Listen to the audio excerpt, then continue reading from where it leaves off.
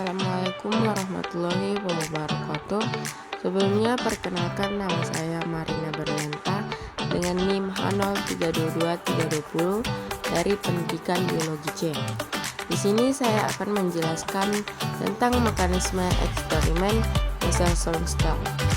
Sebelum kita membahas mekanisme eksperimen Meselson-Stahl, mari kita membahas sedikit tentang DNA.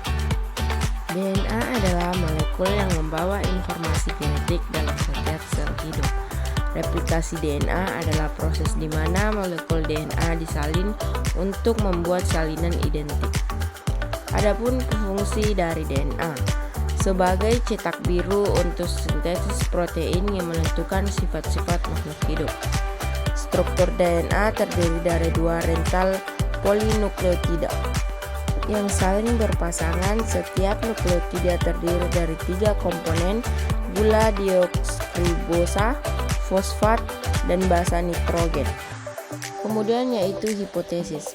Ada 3 hipotesis utama tentang bagaimana replikasi DNA terjadi. Yang pertama yaitu replikasi konservatif, yang dimana molekul DNA asli tetap utuh dan salinan baru dibuat dari 2 untai DNA baru. Yang kedua yaitu replikasi semi konservatif. Molekul DNA asli dipisahkan dan setiap untai digunakan sebagai cetakan untuk membuat untai baru, menghasilkan 2 molekul DNA baru yang masing-masing mengandung 1 untai asli dan 1 untai baru. Dan yang ketiga yaitu replikasi dispersif.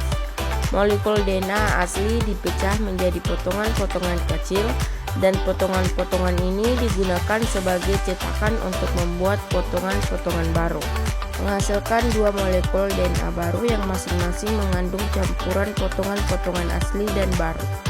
Selanjutnya yaitu kita mengetahui apa itu eksperimen Meselson-Stahl. Eksperimen Meselson-Stahl adalah sebuah percobaan ilmiah yang dilakukan oleh Mathew Meselson dan Franklin Stahl pada tahun 1958. Percobaan ini bertujuan untuk menentukan mekanisme replikasi DNA, yaitu bagaimana DNA menggandakan dirinya sendiri saat sel membelah. Kemudian langkah-langkah eksperimen Meselson-Stahl.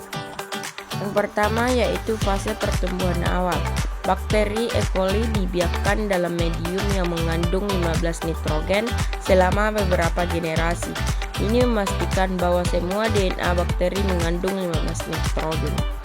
Yang kedua yaitu perubahan medium. Bakteri kemudian dipindahkan ke medium yang mengandung 14 nitrogen. Yang ketiga yaitu pengambilan sampel. Sampel bakteri diambil pada interval waktu tertentu setelah perpindahan medium. Yang keempat yaitu pemisahan DNA. DNA dari setiap sampel dipisahkan dengan menggunakan teknik sentrifugasi gradiens densitas. Yang terakhir yaitu analisis hasil. Lokasi DNA dalam gradiens densitas menunjukkan komposisi isotop nitrogen dalam DNA.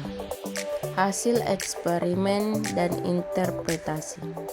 Hasil dari eksperimen Meselson-Stahl menunjukkan bahwa replikasi DNA bersifat semi-konservatif.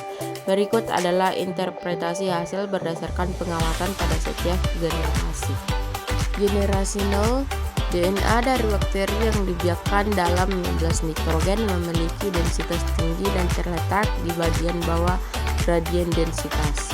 Kemudian generasi pertama, DNA dari bakteri yang dibiarkan dalam 14 nitrogen selama 1 generasi memiliki densitas menengah dan terletak di tengah gradiens densitas. Yang ketiga yaitu generasi kedua, DNA dari bakteri yang dibiarkan dalam 14 nitrogen selama 2 generasi menunjukkan 2 pita, satu dengan densitas menengah dan satu dengan densitas rendah. Kemudian terakhir generasi selanjutnya.